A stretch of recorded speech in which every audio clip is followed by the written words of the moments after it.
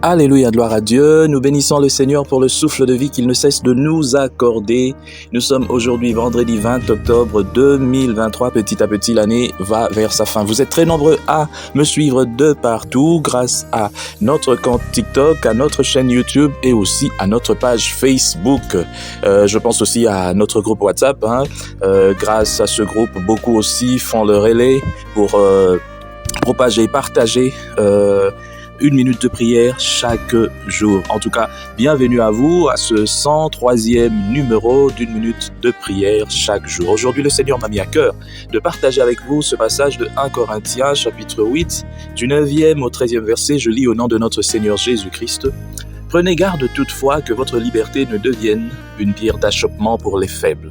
Car si quelqu'un te voit, toi qui as de la connaissance, assis à la table dans un temple d'idole, sa conscience à lui qui est faible ne le portera-t-elle pas à manger des viandes sacrifiées aux idoles?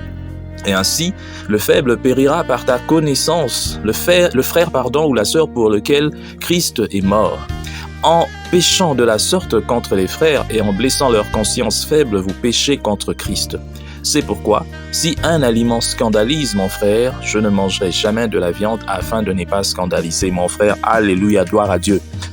J'aimerais bien que nous puissions prendre ce passage, bien sûr, dans son contexte d'abord, mais aussi le contextualiser par rapport à notre temps. Ici, l'apôtre Paul parlait de la viande sacrifiée aux idoles, mais nous pouvons aussi appliquer ce passage à tout autre comportement. Aujourd'hui, nous voyons, c'est devenu vraiment la mode quand un serviteur de Dieu ou un chrétien se dit « Bon, moi je suis libre de faire tout ce que je veux, quand ma conscience ne me reproche rien, donc moi je le fais, et puis je ne pêche pas, ça ne fait rien. Je peux être dans une boîte de nuit, de toutes les façons ça ne me fait rien parce que je ne vais pas pécher. Je peux aller dans un bar, je peux faire ceci, je peux aller à un concert d'un artiste mondain, je peux beaucoup de choses que les chrétiens se permettent, et bien d'autres encore. Alors, le problème ce n'est pas vous.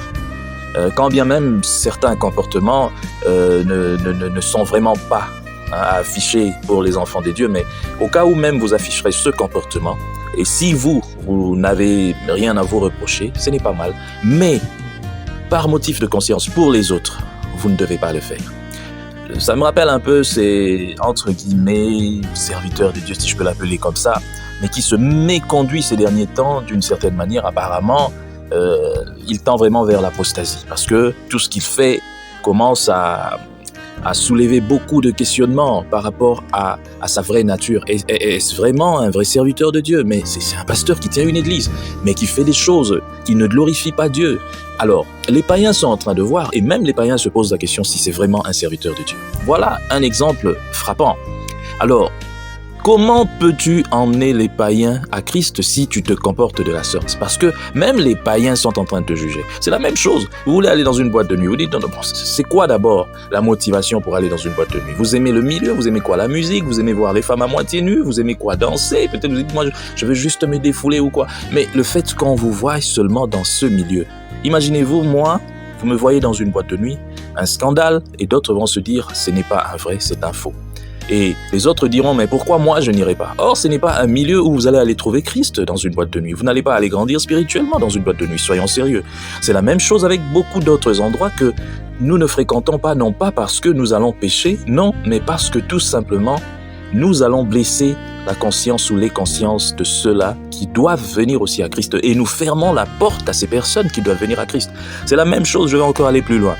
Dans certains comportements. Ah, moi je suis comme ça, je m'en fous, les gens n'ont qu'à me prendre comme ça. C'est bien, tu te dis tu ne pêches pas. Mais en réalité, les gens te jugent la façon de te comporter. Mais comment celle-là, cette maman, on la voit à l'église, chaque fois en train de prier en langue, elle se dit intercesseuse, mais regardez comment elle se comporte. Elle dit non, bon, moi je donne un exemple. Moi par exemple, ah oui, ça m'appartient, moi je m'en fous.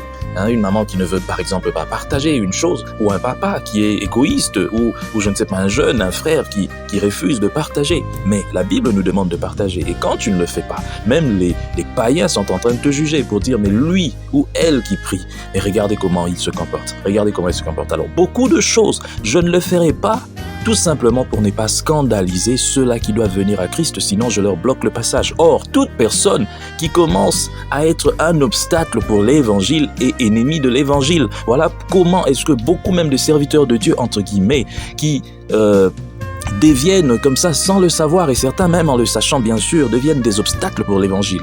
Récemment, nous avons vu comment ça suscitait beaucoup de polémiques ici, les paroles d'un serviteur de Dieu sur un ancien artiste congolais. C'est vrai, il pouvait dire peut-être ces choses autrement, mais le fait de le citer, ça scandalisait. Et voilà, un exemple frappant encore.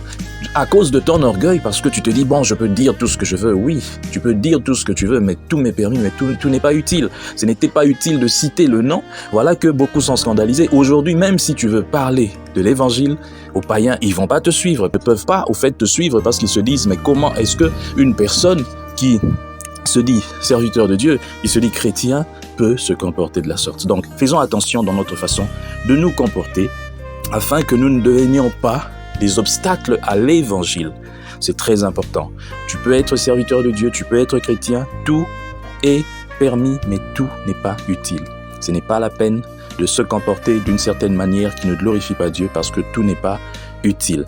Donc, tu peux faire tout ce que tu veux, oui, mais sache que si tu deviens un obstacle à l'évangile, Dieu te demandera des comptes un jour.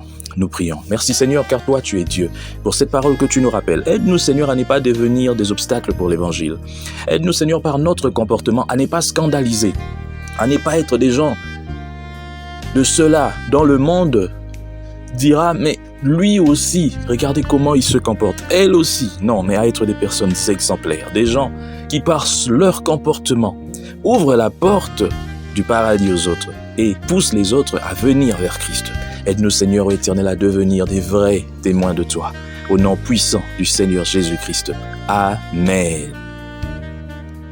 Chers frères et sœurs, dans le Seigneur, vous avez l'occasion de servir Dieu avec votre temps, avec votre intelligence, mais aussi avec vos moyens. Soutenez, restez unis dans 1 minute de prière chaque jour. Écrivez-nous, envoyez vos dons ici.